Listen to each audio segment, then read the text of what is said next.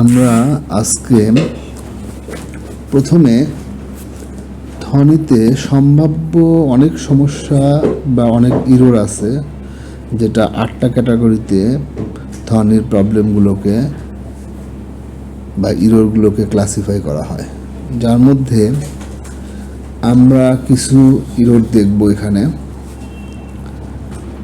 মূলত syntax error আর indentation error দেখব। সিনট্যাক্সের মধ্যে আমরা অনেকগুলো ইরর আছে, সিনট্যাক্সের মধ্যে 8টা প্রজাতির ইরর আছে এক্সেপশন ইরর সহ। সেখানে আমরা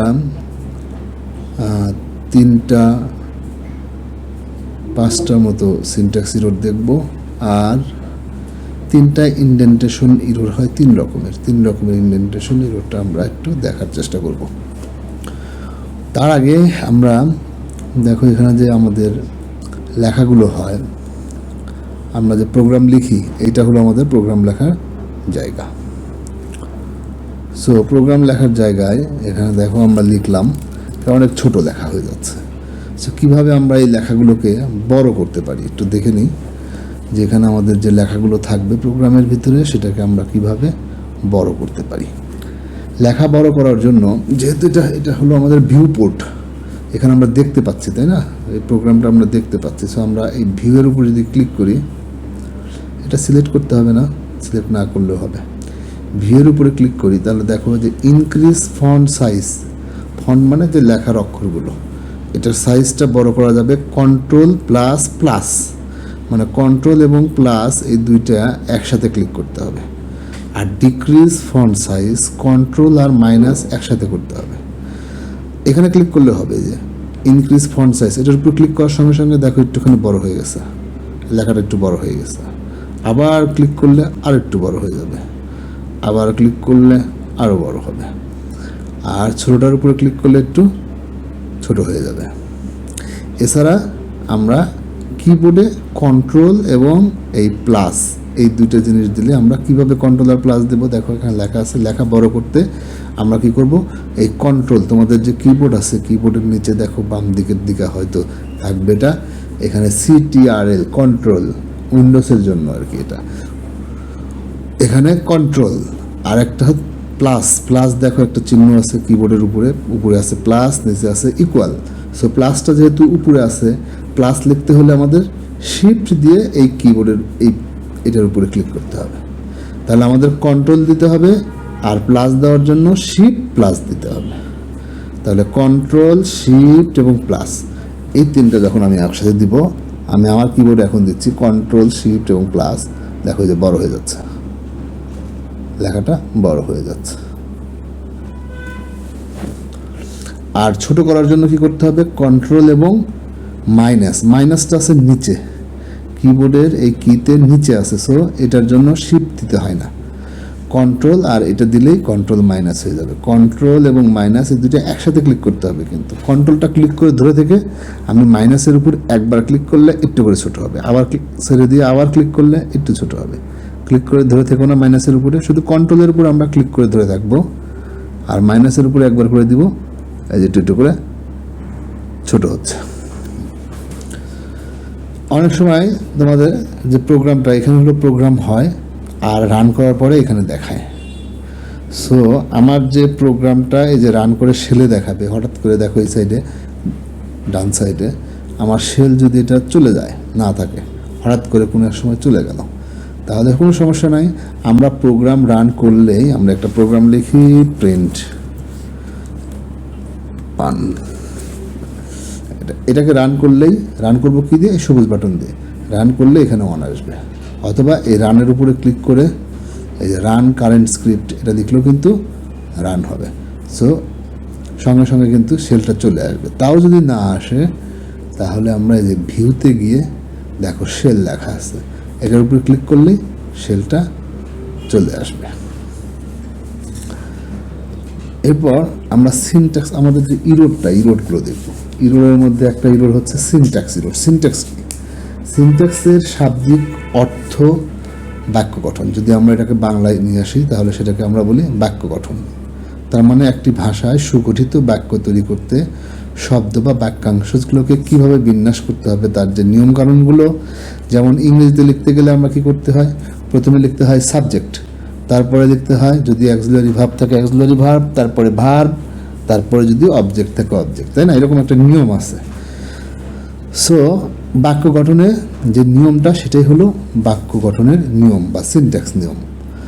পাইথন প্রোগ্রামিং ভাষায় সিনট্যাক্স কি?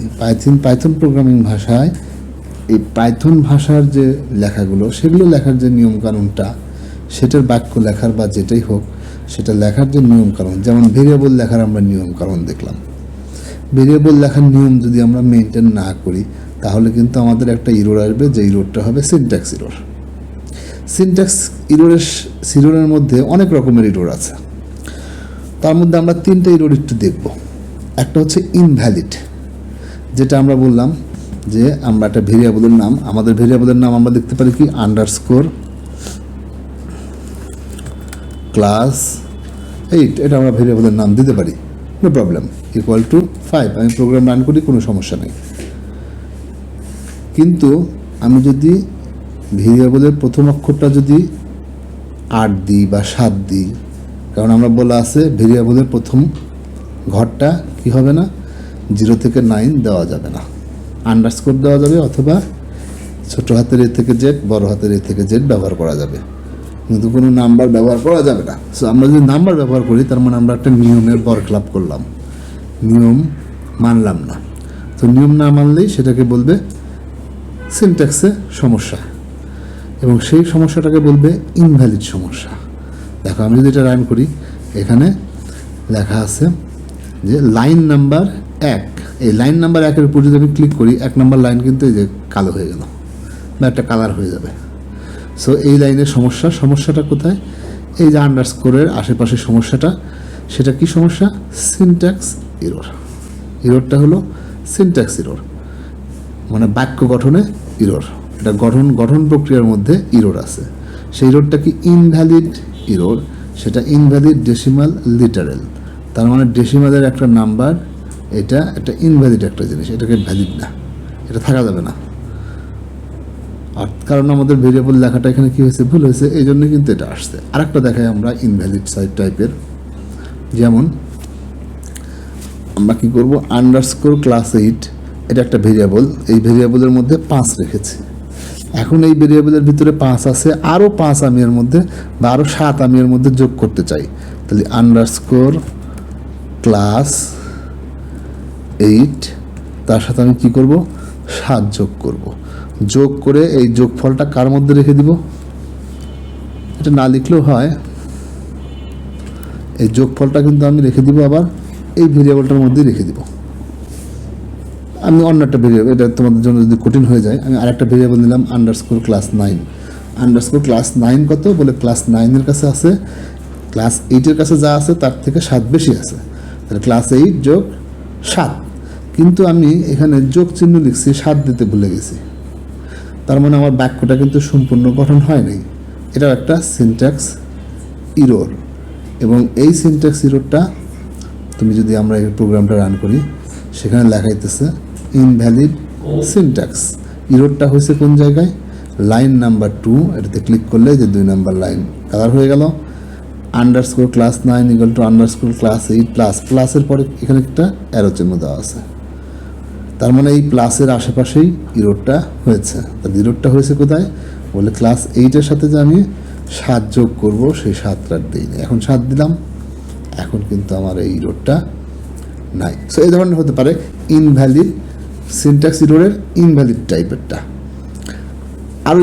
আরও অনেক রকমের কিন্তু সিনট্যাক্স ইরোর আছে, প্রায় 8টা ক্যাটাগরির 20-22টার মধ্যে ইরোর আছে। তার মধ্যে আমরা কিছু ইরোর করতেছি যেগুলো আমরা হয়তো ফেস করতে পারি, আমাদের সমস্যা হতে পারে, আমার মনে হয়েছে। আরেকটা ইরোর আছে এন্ড অফ লাইন, ইউএল মানে হচ্ছে end of line. End of line মানে লাইন শেষ হয়ে গেছে কিন্তু প্রোগ্রাম শেষ হয় নাই। যেমন আমরা দেখলাম প্রিন্ট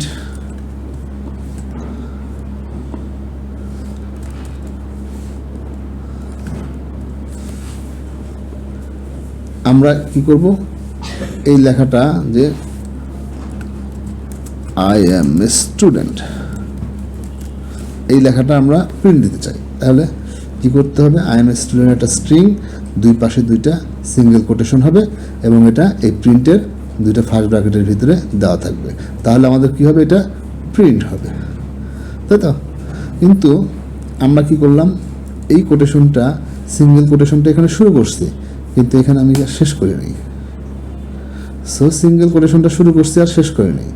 তো এই অবস্থায় যদি আমি হঠাৎ করে রান দিয়ে ফেলি, তাহলে দেখো চলে আসছে ইউএল, সিনট্যাক্স ইরর। এটা একটা কিন্তু সিনট্যাক্স ইরর, এবং এটা UL, end of line.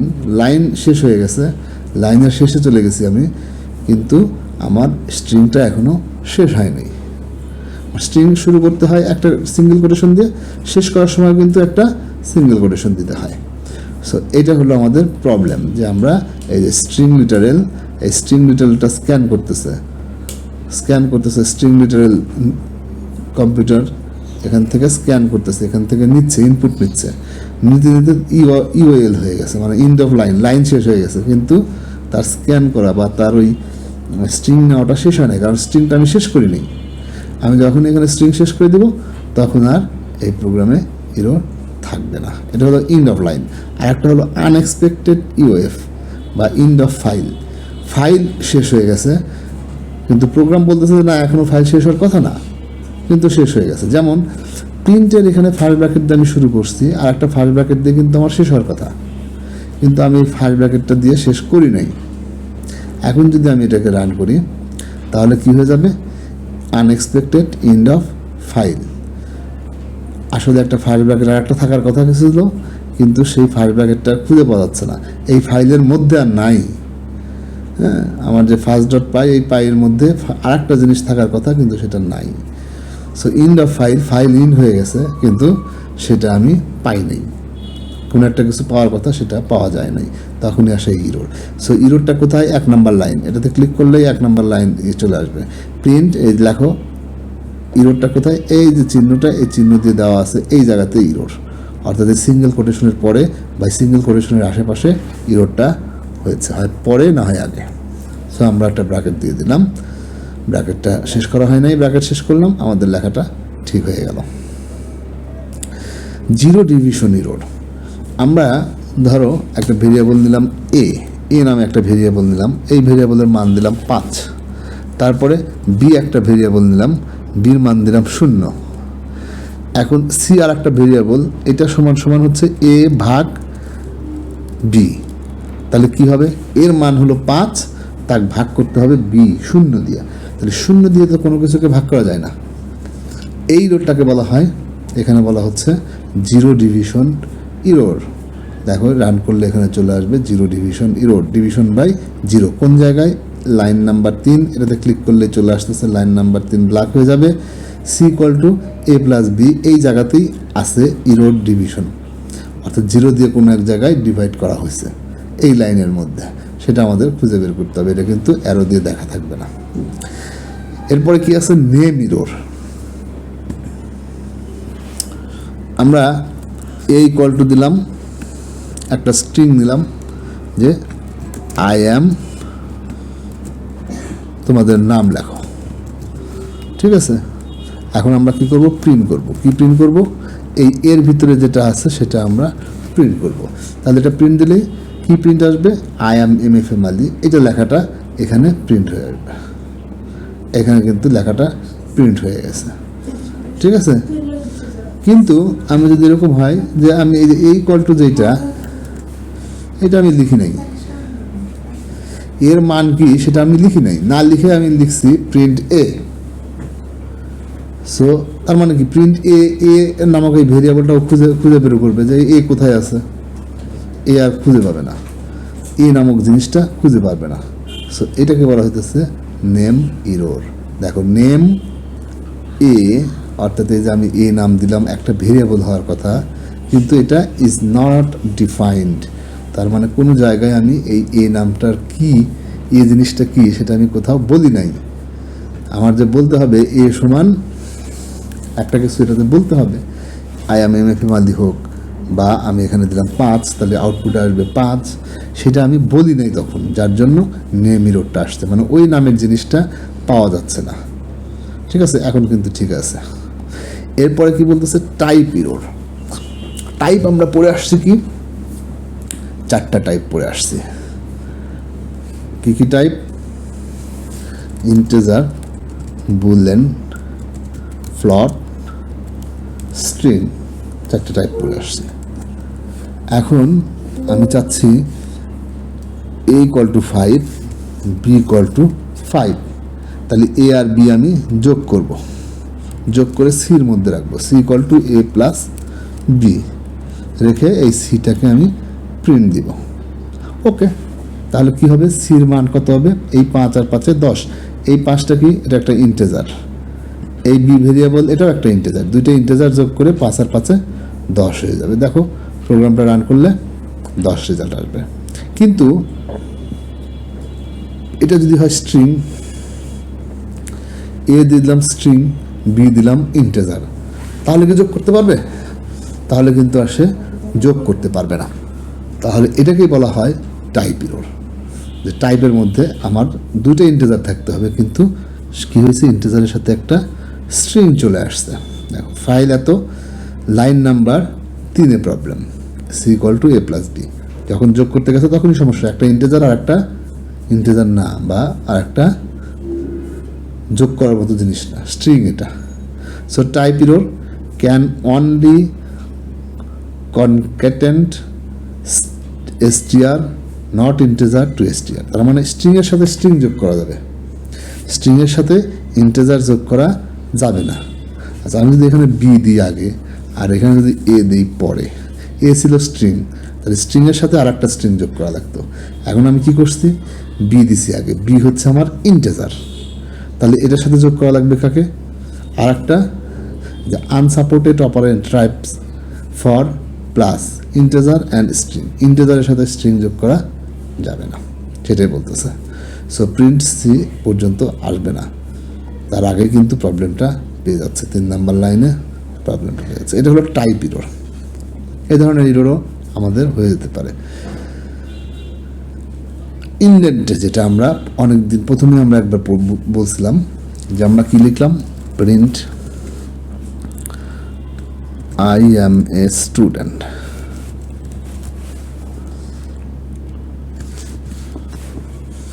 So এটা আমরা প্রিন্ট করলাম, প্রিন্ট হয়ে গেল। কিন্তু আমি প্রিন্টের আগে যদি একটা স্পেস দিই তাহলে কিন্তু প্রিন্ট হবে না। এরর কি? Error indent error. এই ইনডেন্ট এররটা কিন্তু 3 রকমের। ইনডেন্টটা কি? টেক্সটের মূল অংশের পর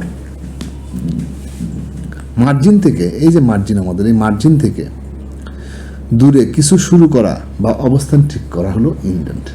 এই মার্জিন থেকে আমি কত দূরে অবস্থান করব। যেমন কোনো একটা অনুচ্ছেদ যখন আমরা লিখি, যেমন এই দেখো 3 নাম্বার, এখানে পাইথন প্রোগ্রামিং ভাষায় ইনডেন্টের সমস্যা 3 ধরনের, 1, 2, 3। এই সবগুলো জিনিস কার আন্ডারে? এই পাইথন প্রোগ্রামিং ভাষার ইনডেন্টের সমস্যা 3 ধরনের। এই লেখাটার আন্ডারে কিন্তু এই জিনিসগুলো, যার জন্য এখানে স্পেস, এটা হলো একটা ইনডেন্ট। আবার এই যে আনইনডেন্ট, বাইরের কোনো ইনডেন্টেশন স্তরের সাথে মেলে না, এটা কিন্তু এখান থেকে একটু দূরে, তার মানে এ কার আন্ডারে? 3-এর আন্ডারে, ঠিক আছে? এটা কিন্তু ইনডেন্ট। এই ইনডেন্টটা এখন আমাদের লিখতে হবে হলো, মেইন প্রোগ্রামটা থাকবে হলো একদম এই লাইন ঘেঁষে, মার্জিন ঘেঁষে, এখানে কোনো স্পেস থাকা যাবে না। এখানে যদি আমরা কোনো স্পেস দিই তাহলে সে কী দেখাবে? আমার এখানে স্পেস থাকার কথা না, কিন্তু স্পেস আমি দিয়ে ফেলছি। সো এটাকে বলা হইতেছে আনএক্সপেক্টেড ইনডেন্ট, অপ্রত্যাশিত ইনডেন্ট। আমি এই স্পেসটা অপ্রত্যাশিতভাবে দিয়ে ফেলছি, আমার দেওয়ার দরকার নেই, আমি কেন দিচ্ছি? সো এটা প্রোগ্রামে থাকার কথা না, কিন্তু আমি দিয়ে ফেলছি, যার জন্য এটা একটা প্রবলেম, ঠিক আছে? এখন আমি স্পেসটা ছেড়ে দিলাম, আই এম স্টুডেন্ট লেখা আসলো। আর একটা এক্সপেক্টেড অ্যান্ড ইনডেন্ট ব্লক, মানে এখন একটা স্পেস দরকার কিন্তু সে স্পেসটা পাচ্ছে না, এরকম যদি কখনো হয় তখন সেটা হবে এক্সপেক্টেড অ্যান্ড ইনডেন্টেড ব্লক। এটা আমরা ইফ লুপের মধ্যে পাবো। Unindented does not match any outer indentation level, তার মানে বাইরের কোনো ইনডেন্টেশন স্তরের সাথে মেলে না। আমরা একটা ছোট্ট একটা পরীক্ষা নিই, প্রোগ্রাম লিখি, যে ক্লাস 7-এর যে উদাহরণটা ছিল, যে কম্পিউটার কি হলো? আগুন শনাক্ত। সো আমরা একটা ভেরিয়েবল নিলাম আগুন, শনাক্ত ইকুয়াল টু ফলস। আগুন শনাক্ত হয় নাই, ফলসের বড় হাতের হবে। তাহলে পানি ঢালা পানি আন্ডারস্কোর ঢালা দিলাম আমরা, আন্ডারস্কোর দিলেও হবে না দিলেও হবে, ইকুয়াল টু আমরা ধরে নিলাম পানি ঢালা প্রথমে তো এটা ফলস অবস্থায় আছে। এখন কি করব আমি, যদি আগুন শনাক্ত হয় তাহলে আমরা লিখব ইফ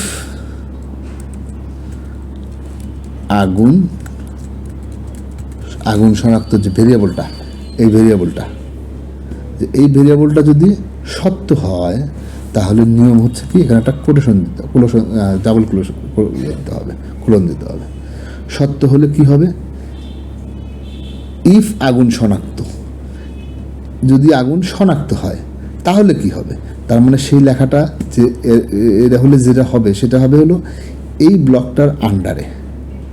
সো তুমি যদি এখন ইন্টার দাও দেখবা এখানে না এসে এদিকে কোথাও চলে আসছে। এই দেখো এখানে কিন্তু এই বরাবর আসে নাই, এই বরাবর আসছে। তার মানে আমরা এখন যা লিখবো সেটা কার আন্ডারে, এই ইফের আন্ডারে।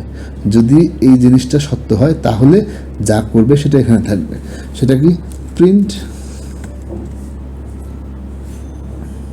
এটা আমরা দিলাম না, প্রিন্ট করবো কি, পানি ঢালো। আগুন শনাক্ত হয়ে গেছে, সো পানি ঢালো। ইলসটা কোথায়, ইলস কিন্তু এই ইফের মধ্যে না। এটা যদি সত্য হয় তাহলে কি করবে, পানি ঢালবে। আর যদি সত্য না হয় তাহলে কিন্তু সে আর এই ব্লকের মধ্যে থাকবে না, এই ব্লক থেকে বের হয়ে যাবে। আমি ব্যাকস্পেস দিয়ে এদিকে চলে আসলাম, ইলস, এরা কি দিতে হয়, কোলন দিতে হয়। এই ইলসের মধ্যে কি হবে, প্রিন্ট পানি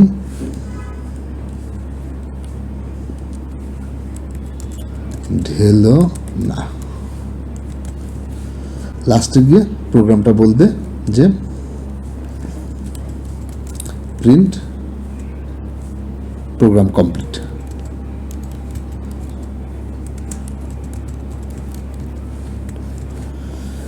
দেখো আমি যে লাস্টের যে প্রিন্টটা দিলাম, এই প্রিন্টটা কার মধ্যে, আমরা অ্যাসিস্ট্যান্টটা কেটে দিই, এই প্রিন্টটা হলো এই ইলসের মধ্যে চলে গেছে।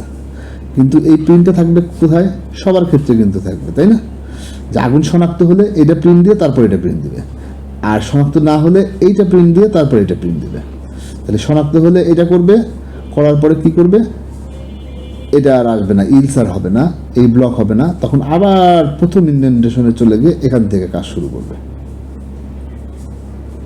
এটা হলো আমাদের মেইন কিন্তু প্রোগ্রাম। এখন আগুন শনাক্ত কি আছে, ফলস, তাহলে আউটপুট কি আসবে, যে পানি ঢেলো না প্রোগ্রাম কমপ্লিট আসবে, তাই না?